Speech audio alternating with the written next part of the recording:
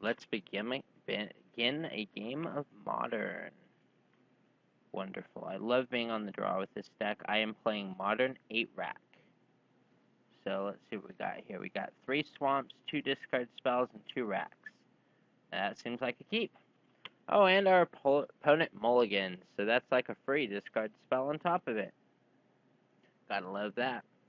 Alright, and a fetch land, so they'll be taking some damage, making our racks that much more. Ooh. Let's see what we got going on here. Inquisition of Kozilek. What do you got, buddy? Alright. Looks like we're playing against Pod. Definitely playing against Pod. Alright, so I think Spellskite is definitely the one to pull out, because you can't turn to the Kitchen Sphinx. Thoughtseize would be really good here. So we're just going to go ahead and leave this up here. It's his hand. So everyone else knows what he has to. He no longer has the forest. So let's take away his turn 3 play as well. Alright, Dakmor Salvage we normally want to keep to loop up with the Raven's Crime, but we're going to go ahead and play it tapped here because we're going to Inquisition again. See what he drew. Targeting him. Okay. Oh, he got a Restoration Angel. Looks like he's actually specifically Angel Pod. So we hit the only card we can in his hand, the Sphinx, and we'll pass the turn. He does need the 3rd land if he wants to Birthing Pod on time, and that'll still cost him 2 life. Ooh, he's going to fetch for it. See, I don't know, I would have fetched here, only because you want to draw that land to drop that Birthing Pod on time, but, you know, to each their own, I guess. So I'm going to pretty much force him to drop that Birthing Pod with a Wrench Mind. So I'm going to go ahead and do that now. Wrench Mind, and I'll target him. So he either discards 2 cards or, yeah, he gets rid of the Birthing Pod. Okay, that works for me. So I'll go ahead and throw up a rack and pass the turn back to him. So we know what 2 of them are, but one of them is still a mystery card. And we have a rack. It's not online yet, but we do have a rack. Oh, we have more than just a rack. We have a rack and a rat. So we're going to go ahead and drop Shrieking Affliction and then drop a Pack Rat. Pack Rat making its way into Modern. Alright, so I got two forms of a clock here. One based on the enchantment and artifact combo, and one based on just Pack Rat. Oh, he got the 3rd source, but he no longer has the Birthing Pod. Oh, best draw possible right there. Raven's Crime him. I'm willing to forego making a rat this turn to just go insane with Raven's Crime. Alright, so we're going to do it again. So we're going to tick down his hand a little more. Wonder if he's going to pitch the Limbala. No, he's going to pitch the Seer. And he's going to eat one more Raven's Crime. What do you got? Are you going to just go ahead and reveal that you're going to drop the Limbala? Good game! He'll go ahead and concede to that. Wonderful. Alright, let's go ahead and unlock our sideboard. Didn't really put much in. I'm going to go ahead and add those in. So we're going to load the deck. I'm still working on sideboard for it, so let's go ahead and add in those Graph Diggers. And we'll just save the deck and load it back up here. Alright, so we want the cages. We definitely... The Inquisitions are less powerful here, so we're going to go ahead and take 2 of those out and one land. Alright, so... He gets to go first. Yeah, that looks like the nut, so we'll go ahead and keep it. Even though we don't have any targeted discard, we do have the ability to kill some of his early guys. Not a birds, though. Not a birds. So I'm going to start off with Swamp Rack. Now, we could start off with Mutavault, but we definitely want to be able to evict him on turn 2. Yeah, he's probably going to get a rack online pretty early here. Usually I like to keep a discard heavy hand, but a removal heavy hand's okay too, I guess. Yeah, that's fine.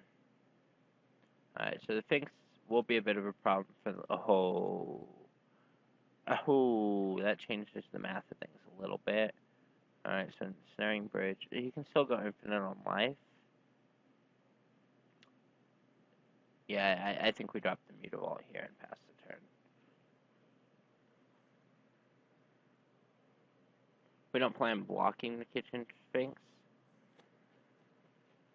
but we do plan on dropping that Ensnaring Bridge pretty quick.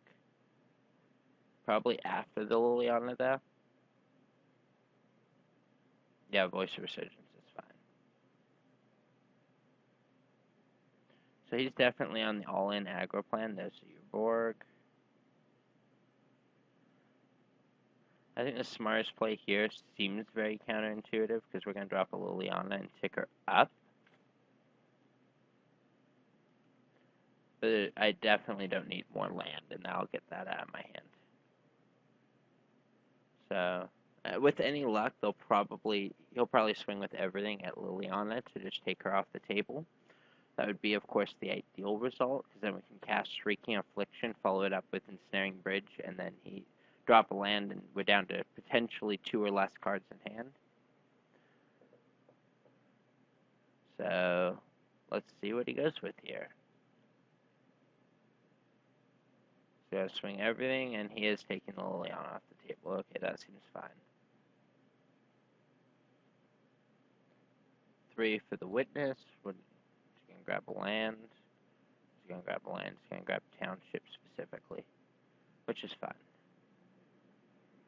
Oh, he's going to go down even further and play a Skews. Skews in it. Okay, we definitely didn't want to draw a land there. So let's see. We're dropping an Affliction either way. Do we want to leave up Mutavault for block? Do we want to remove? What do we want to? Let's see. If I put it down, almost everything he has except for the Sphinx can't attack. I think I'm okay with that. So, I mean, he can pump with Township, but not until after the player attacks. So, I guess that's fine. 3, 6, 9. That's 9 damage coming at us, but we'll be able to empty our hands out next turn. Probably. Most of our stuff doesn't cost more than 3, so as long as we don't draw another land, we should be fine. Ah, it's gonna pot. Okay. Wonder if he's potting out the Voice. Alright, so he'll still get a token. The token can't attack. Ooh, Harmonic Sliver. That's gonna do it there. Alright, so that's pretty good. Yeah, I think we can just concede to that. Yeah, we're not gonna get there. Alright, let's start game 3.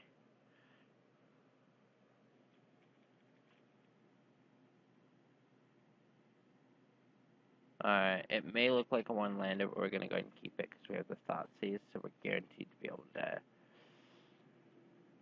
take whatever his biggest threat is. What's your biggest threat? Ready?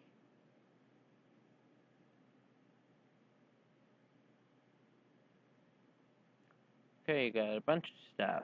Let's go ahead and take the, we're going to take the birds.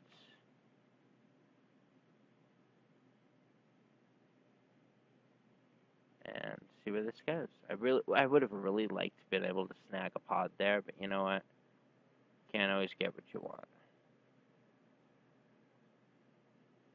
Alright, so now we have the double black, which is mostly irrelevant. We're going to go ahead and drop the Mutavault here because we're going to be doing the rack. And following it up with Raven's Crime to get another card out of his hand.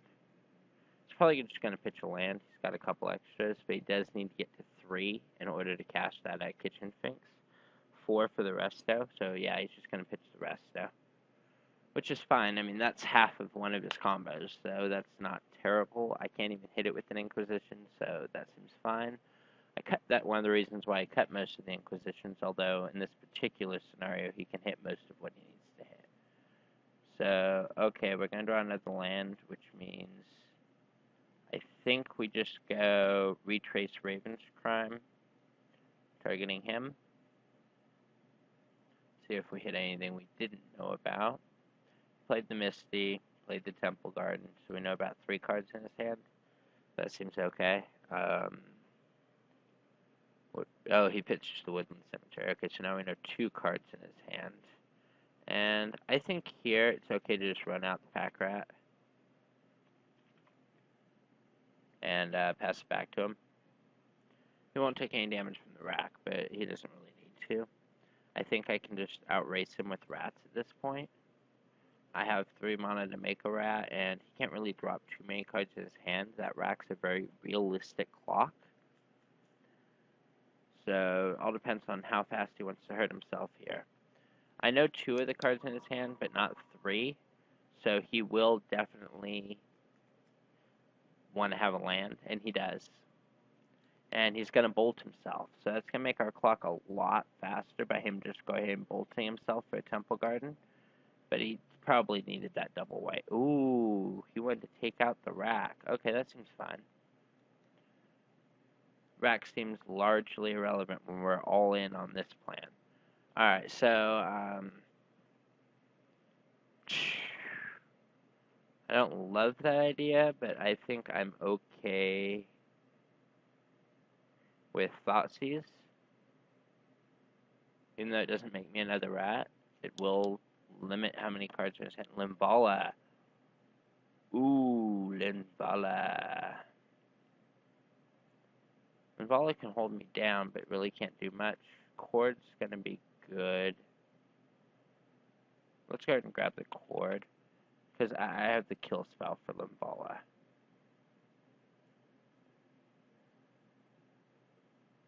So, we're gonna go and animate the Mutavault and swing in with both. Rat's a 2-2, Mutavault's a 2-2. He's gonna go ahead and take it all. Second main, we're going to go ahead and set Mutavault back to being a 0, Rat back to being a 1, and we'll pass the turn back to him. So one of the scenarios where having a Mutavault rather than a Black Source is a little awkward, because I would like to be able to hold up the Victim of Night, especially when he, but I suppose this is okay too. So I'll take 1 from the counterattack from the Harmonic Sliver. Which isn't that big of a deal. Even though it says slivers, realistically, it's only meant to hit 1 sliver. So, ouch! Grafdigger's Cage right on time. So, we got the Grafdigger's Cage. So that Kitchen Sphinx is not coming back, and that Harmonic Sliver's already been blown, taking out a rack. So that's a really rough spot to be in for any pod player. Ideal rip for him would, of course, just be, I'll go ahead and take 3 from the Sphinx here, hoping he didn't draw the land and drop the Linvala. Alright, so we'll go ahead and kill that Sphinx, because it's not coming back. And we'll go ahead and begin our turn. We'll draw, doesn't matter. We'll go ahead and keep it up for Pack Rat shit. Probably could have attacked with the Pack Rat and therefore threatened to make another rat, but I'm good with leaving him back on defense and making another rat. So let's go ahead and do that.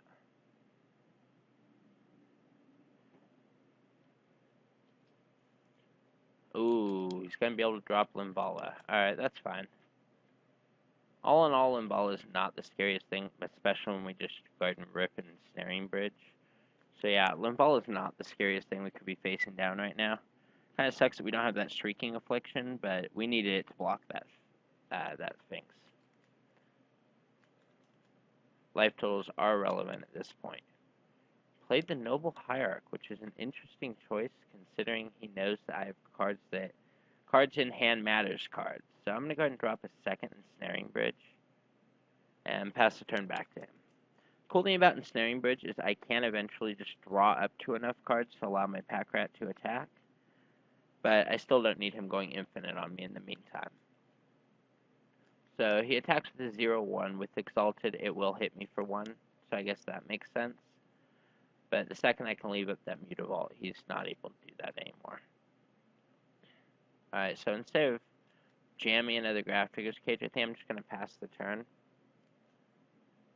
Since Mutavault is not a creature until it becomes one, I'm allowed to do that, even though Limbaugh is still on the field. So he'll also be able to attack with Harmonic Sliver, but, I mean, whatever. My rats will be 2/2s, so they won't die from either one of those attacks. If he attacks with just the Harmonic, I'd probably just let it through. Witness. Okay, what can Witness grab? Witness grabs Resto Angel. Okay, so it's got a Restoration Angel, so that Harmonic Sliver is probably getting another trigger. So let's go ahead and see if we can prevent that. Well, we can, kind of. We'll go ahead and drop another Pack Rat, making them 2/2s. And then we'll go ahead and drop another Grafdigger's Cage, making it so that he really can't attack into us. We know he doesn't have Limbaugh in hand or Sphinx in hand anymore, so we might as well get rid of that. Just going to go ahead and blink the Sliver to blow something up. Not sure too much what. A cage. That makes sense. That's why we dropped the second cage, so he still couldn't tutor. Yeah.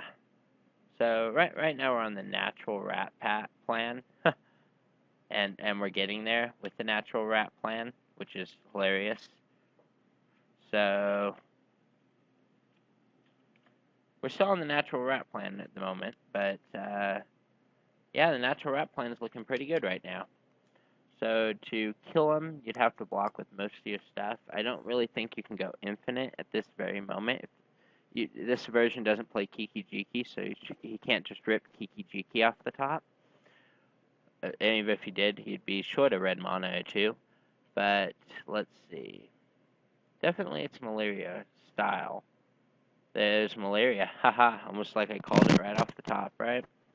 Alright, let's see if we can get our opponent for a little bit here. Alright, so I can't activate the ability of Pack Rat, so I might as well clear out the rest of his hand. It was a Quarter of Calling. So he really couldn't have used it anyways. Thank God for Grafdigger's Cage. But he's still digging for an answer, and so am I. I mean, if I can draw a Victim of Night, that angel's dead, and Pack Rats are going to be taking over this game. Ooh, that does change the mechanic of things a little bit. That's creature, so yeah, I mean, I could use Liliana Start. Let's work towards that ultimate. Oh, and be able to flash in the Abrupt Decay. Oh, take out the Liliana. Nice. Alright, so the Liliana is a little bit rougher of a hit than, let's say, taking out the Grafdigger's Cage. But, you know, Thrun the Last Troll. I think I'm fine with that. Thrun the Last Troll who cannot attack is who he is. So, who can attack if I leave it up? No one relevant? Alright, yeah. You can attack the 1/1 that'll back to a 2/2. I mean, you can't even threaten to Gavany Township me, so I'm not even worried about it. It's worth keeping a card in hand to threaten whatever he's got in hand. Alright, so he's gonna play whatever he's got anyways. Okay, that's fine. And then not really attack either because my rats are pretty huge for rats. Well, now I can make them even huger. Alright, so now I can make them into 5/5s. So now we really need to start determining if we want to attack here.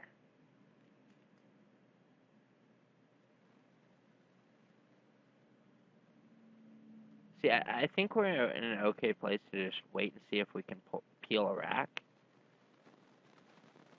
Because he still doesn't have a sacrifice outlet.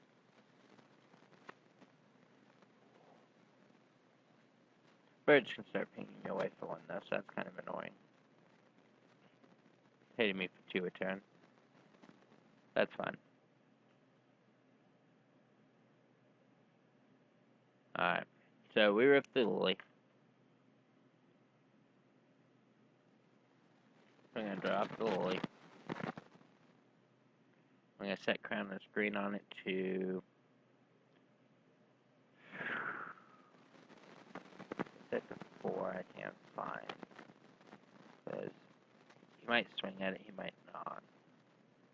But Lily definitely buys us time. Sword board wipes are definitely nice. Like, if a Mutilate wouldn't really do it. Yeah, so he's going to set Lily to 2. Prove that he's got no cards in hand and threaten to make me... Yeah, I'll stack Lily in order to make him do stuff. Yeah, see, I saw that coming, so that's okay with me. Because I'm going to drop another Lily on her. Alright, now if I force him to sacrifice something else... Yeah, it's the same result, so I might as well pump him and save me an attack. Because he'll just sacrifice, like, the Eternal Witness or something. Not to mention the fact that I don't want to give them away to, if they have Kitchen Sphinx, to just be able to sack Kitchen Sphinx and start gaining a whole bunch of life. So I will have to start using the sacrifice mode a little bit more aggressively pretty soon, but that's okay. Drew another Noble Hierarch, so that's going to cut Lily down to 1, which is rough. So let's go ahead and... Alright, so that's sweet. So we got another natural rat. I think another natural rat means it's time for us to start attacking. Because they are now all 4/4s. And I can bump them into being 6/6s. So my opponent definitely has to block. Oh, but I can't attack my own Ensnaring Bridge. Haha, that's funny. Alright, so... Opponent's got a decent clock here with the Birds of Paradise and the Noble Hierarchs.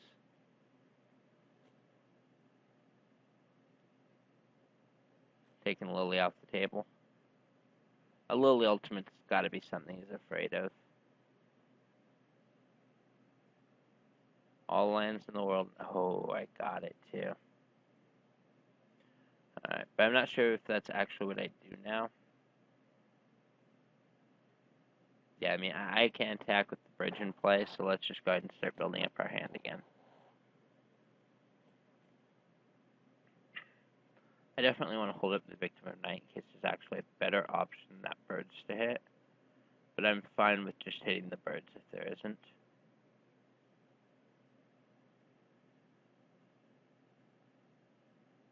So let's go ahead and murder that birds.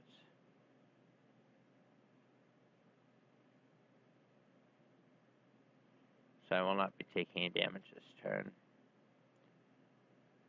Alright, so we're on the old draw rack plan. That's not a rack. Alright, so what do we have in the grave? We already have Raven's Crime, so we can get lands out of our hand. Yeah, I think I'm fine with just holding on to this. I mean, even with triple exalted, you still couldn't trade with the rat because I could just activate a Mutavault. So yeah, I think I'm pretty fine with holding on to the Raven's Crime and possibly forcing him to discard on his turn. Or on my turn. If he doesn't play whatever's in his hand. If he doesn't play whatever's in his hand, though, it's probably an Abrupt Decay. And Abrupt Decay is not exactly what we're looking for. Alright, so we're tapping 4. What are we going to put down? Ranger of Eos. So, yay, he actually will grab 2 1-drops. So, let's see. He'll probably grab Birds of Paradise, so he can start attacking me again. And Seer. Seer's kind of interesting because that'll allow him to dig for, another combo piece. So, let's see if we can get there, shall we? Another cage. So he's definitely not going to be tutoring stuff. And we have all 4 of our legitimate pack rats out there. So we're going to go ahead and do that. We have double Ensnaring Bridge, double Grafdigger's Cage. And we're still on the clock. Shockingly enough.